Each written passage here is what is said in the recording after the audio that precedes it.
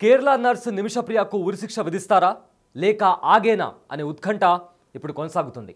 మాజీ business man partner హత్య కేసులో నిమిషప్రియకు యమన్ కోర్టు ఉరిశిక్ష విధించింది. ఈ నెల 16న ఆమెకు ఉరి తీయాలని తీర్పునిచ్చింది.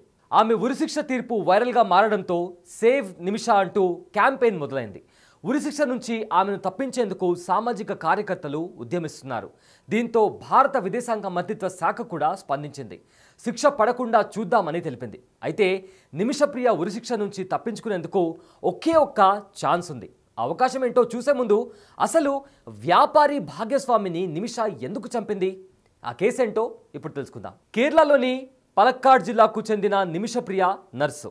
2008లో యమన్కు వెళ్లిన ఆమె అక్కడే సొంతంగా వ్యాపారం ప్రారంభించాలని ఇంట్రెస్ట్గా ఉండేది. అక్కడే ఉద్యోగం చేసుకుంటూ జీవనం సాగిస్తూ ఉండేది. వేరువేరు హాస్పిటల్స్లో పనిచేసి అనుభవాన్ని తెచ్చుకుంది. ఇలా జీవితంలో ఉన్నతంగా స్థిరపడ్డానని భావించిన నిమిషప్రియ 2011లో కేరళకు చెందిన వ్యక్తిని పెళ్లి చేసుకుంది. పెళ్లైన తర్వాత తన భర్తతో కలిసి యమన్కు వెళ్ళింది. గత 3 ఏళ్లుగా ఇద్దరు అక్కడే కలిసి ఉంటున్నారు. వ్యాపారం ప్రారంభించాలన్న ఆలోచనలో భాగంగా 2014లో ఆ దేశానికి చెందిన ఆదిబ్ మొహదీని పరిచయం చేసుకుంది. యమన్ చట్టాల ప్రకారం అక్కడ వ్యాపారం చేయాలంటే ఆ దేశస్థులతో వ్యాపార భాగస్వామ్యం తప్పకుండా ఉండాలి. ఈ క్రమంలోనే 2015లో మహాదితో కలిసి సొంత క్లినిక్ ప్రారంభించింది నిమిష. ప్రారంభమైన కొన్ని రోజులకే ఇద్దరి మధ్య గొడవలు తలెత్తాయి.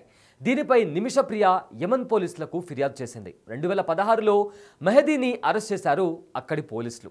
తన పలుకుబడితో జైలు నుంచి విడుదలైన మెహదీ నిమిషాను వేధించడం ప్రారంభించాడు.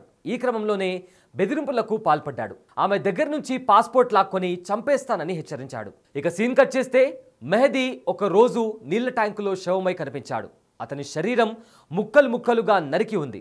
దీంతో దర్యాప్తు చేపట్టిన పోలీసులు నిమిషప్రియ మత్తుమందు ఇచ్చి హత్య చేయించిందని అభియోగాలు మోపారు. 2018లో అరెస్ట్ చేసి స్థానిక కోర్టులో హాజరుపరిచారు. 2020లో నిమిషప్రియను యమన్ కోర్టు దోషిగా చేర్చడంతో నగరంలోని సెంట్రల్ జైలుకు ఆమెను తరలించారు.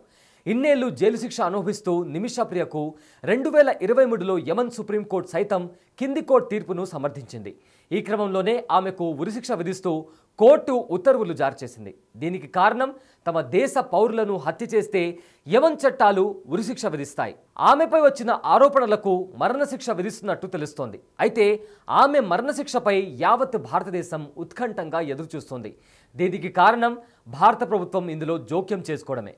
నిమిషకు ఉరిశిక్ష తప్పించేందుకు భారత ప్రభుత్వం అన్ని ఏర్పాట్లు చేస్తోంది. యమన్ చట్టాల ప్రకారం బాధిత కుటుంబ సభ్యులు నిందితులకు క్షమాభిక్ష ప్రసాదిస్తే మరణశిక్ష నుంచి తప్పుకునే వీలుంటుంది. ఈ క్రమంలోనే నిమిష తల్లి తన కూతురు నిమిషప్రియను కాపాడుకునేందుకు కేరళలోని సొంత ఇల్లును అమ్మేశారు. తద్వారా వచ్చిన డబ్బును బ్లడ్ మనీ రూపంలో చెల్లించాల్సి ఉంటుంది. ఇదొక రకమైన నగదు రూపంలో చెల్లించే నష్టపరిహారం. నిమిష కుటుంబ సభ్యులు ఇచ్చే నగదుతో మెహదీ కుటుంబ సభ్యులు సంతృప్తి చెందితే కేసును ఉపసంహరించుకుంటారు. అప్పుడు నిమిషకు ఉరిశిక్ష తప్పే అవకాశం ఉంటుంది. ఈ నెల 16న ఉరిశిక్షకు యమన్ కోర్టు ఆదేశించడం, ఇందులో భారత ప్రభుత్వం జోక్యం చేసుకోవడంతో నిమిష కేసు ఆసక్తికరంగా మారింది. ఈ క్రమంలోనే సేవ్ నిమిషప్రియ కౌన్సిల్ పేరుతో స్వచ్ఛంద సామాజిక కార్యకర్తలు తమ గళాన్ని వినిపిస్తున్నారు.